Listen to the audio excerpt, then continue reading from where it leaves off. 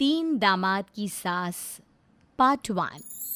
कावेरी जी के पति का देहांत हुए काफ़ी वक्त हो गया था। कावेरी जी की 3 बेटियां थीं, ईशा, मोहिनी और सुहाना। तीनों ही काफ़ी होशियार और नौकरी करने वाली थी।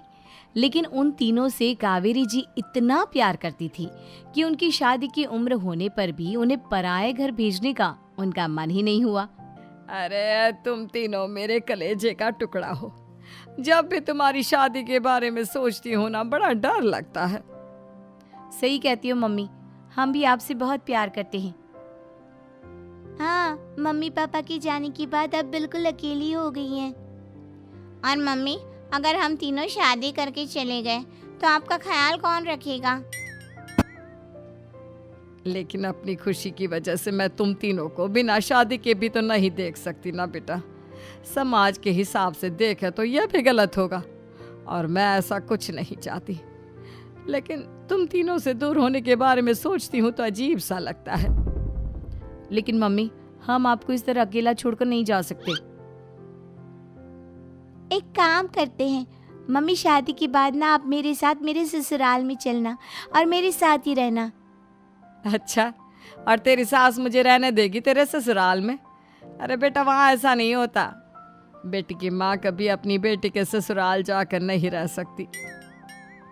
एक काम करते हैं माँ, आप ईशा और सुहानी की शादी कर दीजिए और मैं हमेशा आपका बेटा बनकर आपके साथ ही रहूंगी।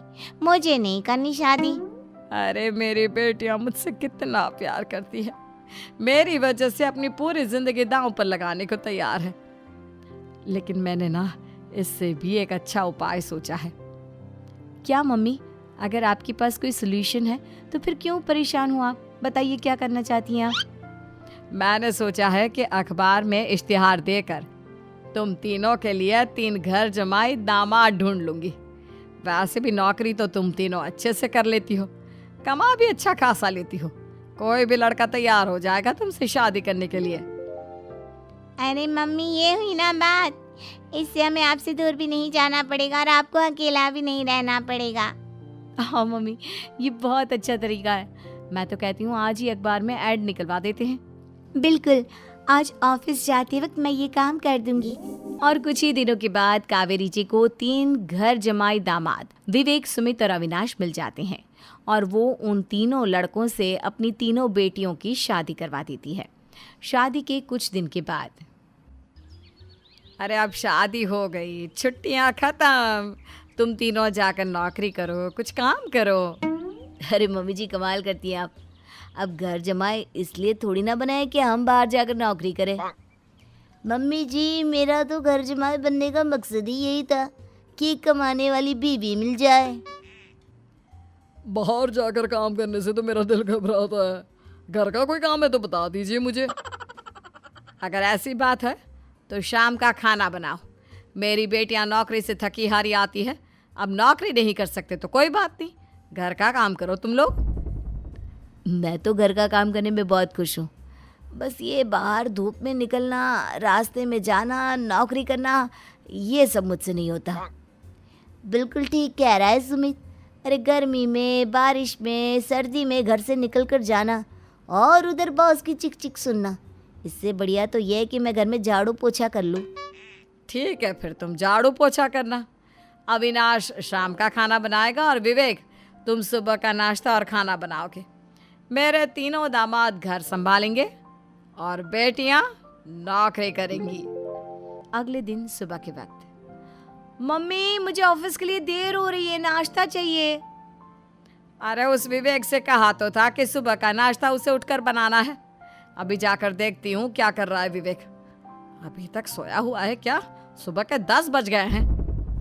सोने दीजिए ना मम्मी जी, क्या हमेशा हिटलर की तरह हाथ में डंडा लेकर खड़ी रहती हैं।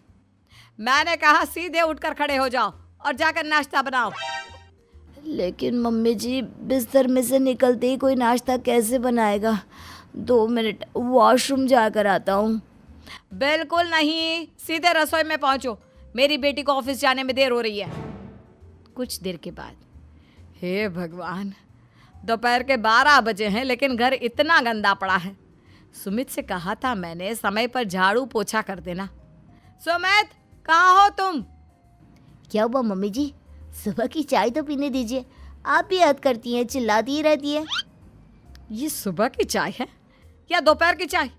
अगर तुम 12 बजे उठकर सुबह की चाय पियोगे तो क्या शाम का खाना रात के 3 बजे खाओगे? मम्मी जी चिल्लाइए मत, बताइए बात क्या है।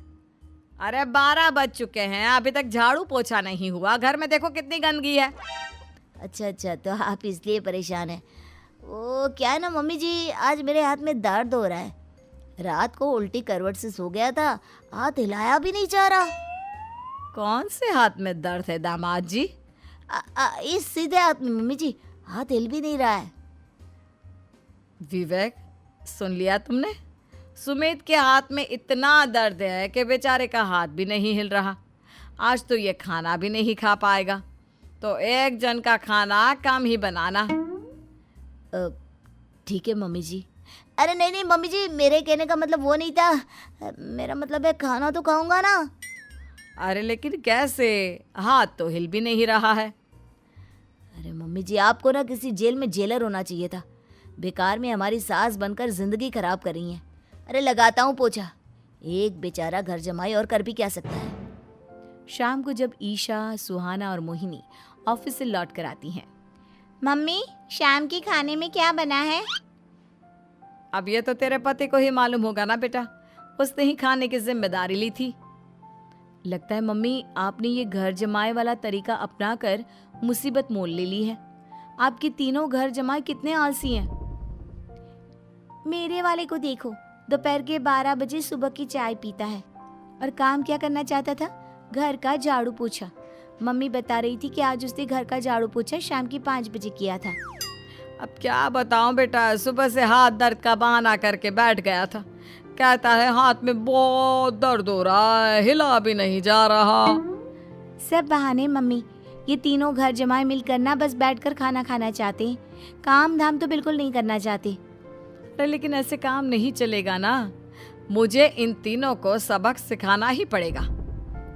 अरे तो मम्मी, आप हिटलर से कम है क्या? आपने जब हम तीनों को सबक सिखा कर इतना लायक बना दिया, तो इन तीनों नालायक दामाद को भी आप कुछ न कुछ तो बना ही देंगी। हाँ मम्मी, बस अपने अंदर के हिटलर को बाहर लाइए और अपनी तीनों दामादों को अच्छी तरह से सबक सिखाइए। रही बात आपकी बेटियों की, तो हम तीनों तो हमेशा से आपके साथ हैं। अरे लेकिन बेटा, इस काम के लिए तुम तीनों को मेहनत करनी पड़ेगी। कैसी मेहनत मम्मी? ऑफिस में तो वैसे ही बहुत मेहनत करते हैं हम तीनों। अरे प्रेग्नेंट हो जाओ, प्रेगनेंसी का बहाना बनाकर कह दो कि तुम तीनों ने नौकरी छोड़ दी है 2 साल के लिए, और जब घर में खाने के पैसे नहीं होंगे तो अपने आप काम पर जाएंगे ये तीनों। वाह मम्मी, क्या आइडिया दिया है। मैं तो कल ही जाकर कहने वाली हूँ कि मैं प्रेग्नेंट हो गई हूँ। फिर देखना कैसे मेरा पति अविनाश भाग भाग कर काम पर लग जाएगा। और फिर 2 दिन के बाद, सुमित, मैं ना प्रेग्नेंट हूँ और इसलिए अगले 2 साल के लिए मैंने अपनी जॉब छोड़ने का फैसला ले लिया है। विवेक, पापा बनने वाले हो तुम। अब से ना तुम्हें ऑफिस जाना होगा, क्योंकि मैं तो 2 साल के लिए छुट्टी पर चली गई हूँ। अविनाश, अब तुम्हें जिम्मेदारी संभाल लेनी चाहिए, वरना ये घर कैसे चलेगा। हम दोनों मम्मी पापा बनने वाले हैं। लेकिन कावेरी के तीनों आलसी दामादों पर अपनी बीवियों की बात का कोई असर नहीं हुआ। धीरे धीरे कावेरी जी को चिंता होने लगी, क्योंकि उनके प्लान के हिसाब से तीनों बेटियों ने ऑफिस जाना बंद कर दिया था। आखिर क्या तरीका अपनाएंगी कावेरी अपने आलसी दामादों को काम करना सिखाने के लिए? जानने के लिए सुनिए इस कहानी का पार्ट 2।